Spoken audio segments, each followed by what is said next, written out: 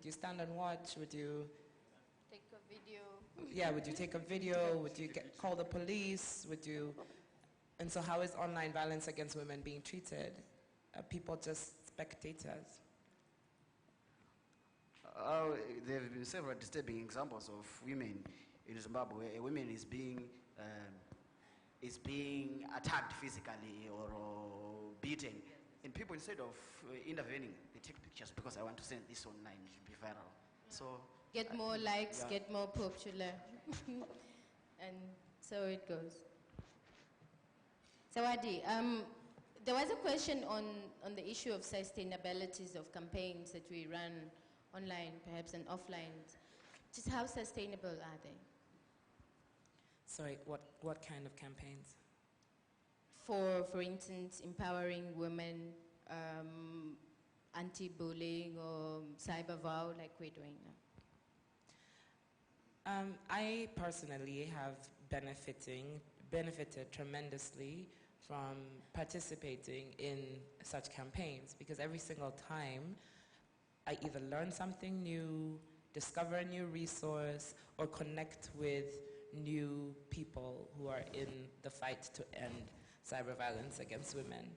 So that's a resource, because it means that when we are campaigning about a specific case in a specific country, you know who the army is out there. You know who to tag, you know who to share the information with, you know who to send a direct message to say, look, this is happening in Kenya right now. Could you please support it? Make it visible across the continent or internationally.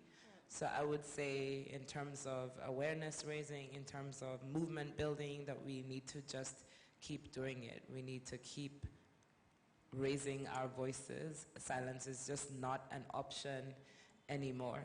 We must speak up against violence, whether it is online or offline. Great, thank you. Martha, as we conclude on this issue, please have your contribution. I was actually waiting for that question to come, the question that says, are online campaigns sustainable offline?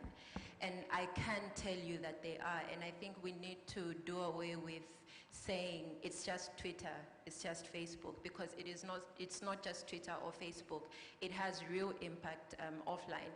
And one good example I can give you is when you go on Twitter and search for the hashtag Justice for Nagad. It's a case that we had in Zambia where this woman was brutally beaten and just had broken, and thinking, how could anyone be beaten to such levels? How do you punch a woman and kick until a point where she's bleeding and nobody is doing anything?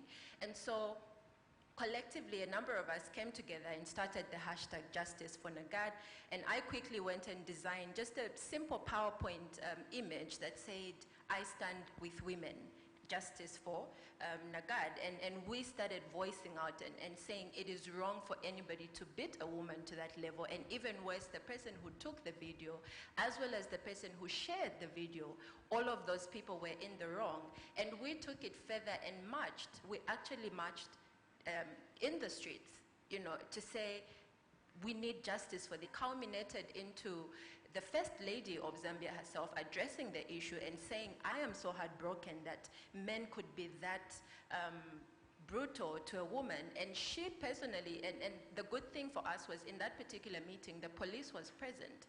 And she said directly to the police, I demand that justice be given to them. So with mobilizing from Facebook and traveling from Lusaka to Kafue, about a few minutes away, going to locate this woman, found her, took her from Kafue, brought her to Lusaka, and so many people then came together, paid for her medical care. She was put in a hotel and people took pictures. And what began as a viral video of this woman who is abused quickly changed, because then it became a script, because this is a real individual and she was there, and we're saying, you know what, all of us can do something to change the situation. So online campaigns can translate into something offline if you genuinely believe in the cause, because you have to have a reason as to why you're standing up for women. So if it's just to fit into the narrative that I am one of the champions for women's rights, it's just going to be a social trend for you because you want to fit into that narrative.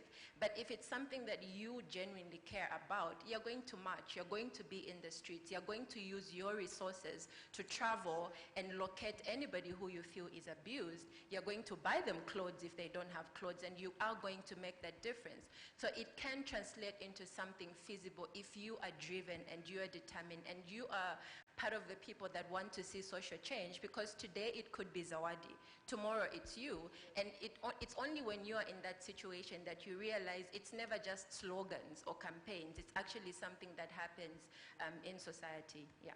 Thank you. So digital awareness for all of us, so to say.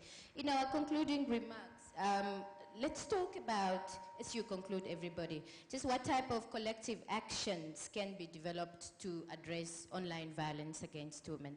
Just briefly, everyone, and then we finish. What